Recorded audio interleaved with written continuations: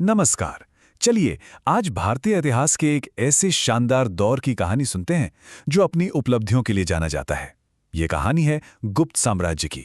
लेकिन एक सवाल हमेशा उठता है कि आखिर इस दौर को स्वर्ण युग या गोल्डन एज का इतना बड़ा खिताब क्यों दिया गया। इस सवाल का जवाब हमें इसके शासकों की कहानी में ही मिलेगा। तो चलिए इस कहानी को बिल्कुल शुरुआत से शुरू करते हैं। देखिए, हर महान साम्राज्य की तरह इसका बनना भी किसी एक दिन का काम नहीं था। इसे पीढ़ी दर पीढ़ी बड़ी मेहनत से बनाया गया था। इस स्लाइड पर एक बड़ी दिलचस्प बात है। जरा इन उपाधियों के विकास को देखिए। सबसे पहले आए श्री गुप्त, जिन्होंने इस वंश की नींव रखी। फिर उनके बेटे घटोत्कच ने महाराजा की उपाधि ली, जो उस समय के हिसाब से एक बड़े स्थानीय शासक का प्रतीक था। और फिर आए चंद्रगुप्त प्रथम, जिन्होंने महाराजाधिराज यानी राजाओं के भी राजा की उपाधि अपनाई। साफ दिखता है कि कैसे हर पीढ़ी के साथ उनका असर और उनकी महत्वाकांक्षा दोनों बढ़ रही थी। तो नींव तो रख दी गई थी, पर अब बारी थी एक ऐसे शासक की जो इस साम्राज्य को बुलंदियों पर ले जाने वाला था। एक ऐसा विजेता जिसकी तुलना दुनिया के महानतम सेनापतियों से की जाती है। और उस शासक का नाम था समुद्रगुप्त।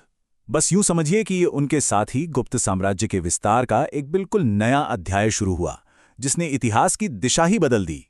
इतिहासकारों ने उन्हें भारत का नेपोलियन कहा, और ये उपाधि उन्हें ऐसे ही नहीं मिली थी। ये उनकी जबरदस्त सैन्य सफलताओं और रणनीतिक जीतों का प्रतीक थी।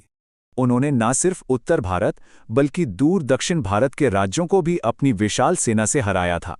उनकी जीत की पूरी कहानी हमें प्रयाग प्रशस्ति यानी इलाहाबाद के स्तंभ लेख से मिलती है, जो उनके दरबारी कवि ने लिखवाई थी। इन जीतों ने तो गुप्त साम्राज्य का नक्शा ही बदल कर रख दिया था।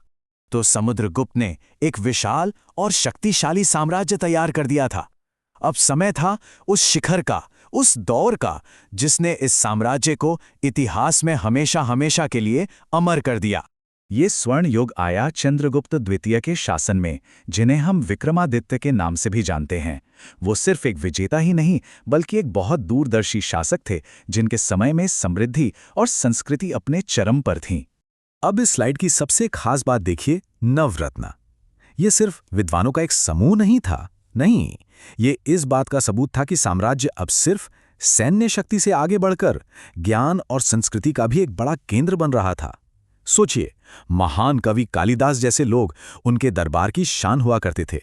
चंद्रगुप्त द्वितीय के समय में जो शांति और स्थिरता थी ना, उसका सीधा असर अर्थव्यवस्था और कला पर पड़ा। व्यापार फला फूला और कला अपने सबसे बेहतरीन दौर में पहुंची। सच पूछिए तो यही एक स्वर्ण युग की असली पहचान है। लेकिन इतिहास हमें सिखाता है कि शिखर पर हमेशा बने रहना आसान नहीं होता। साम्राज्य को अब बाहरी और अंदरूनी दोनों तरह की चुनौतियों का सामना करना था।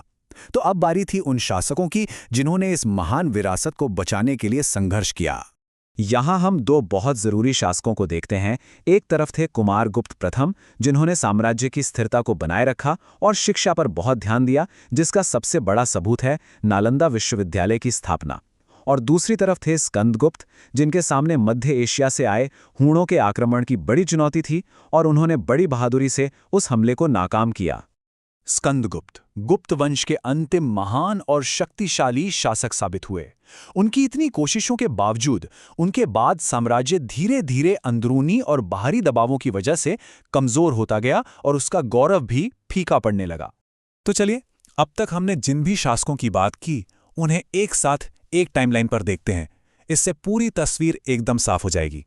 यहां देख सकते हैं नींव रखने वाले श्री गुप्त से लेकर चंद्रगुप्त प्रथम तक, फिर महान विजेता समुद्रगुप्त, उसके बाद स्वर्ण युग लाने वाले चंद्रगुप्त द्वितीय, और आखिर में विरासत को बचाने वाले कुमारगुप्त और स्कंदगुप्त तक।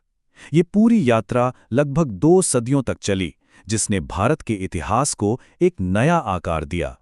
तो जब हम इन सभी शासकों के योगदान को एक साथ देखते हैं, तो एक बात बिल्कुल साफ हो जाती है। उन्होंने मिलकर भारत को सिर्फ राजनीतिक शक्ति ही नहीं दी, बल्कि सांस्कृतिक और आर्थिक रूप से भी बहुत समृद्ध बनाया। और यही वो वजह है जो हमारे शुरुआती सवाल का जवाब देती है। सैन्य विजय, आर्थिक समृद्धि, कला और ज्ञान का सम्मान, इन सब ने मिलकर इस दौर को भारत का स्वर्ण युग बना दिया। लेकिन ये कहानी हमें एक गहरे सवाल पर छोड़ जाती है किसी साम्राज्य की असली विरासत क्या होती है?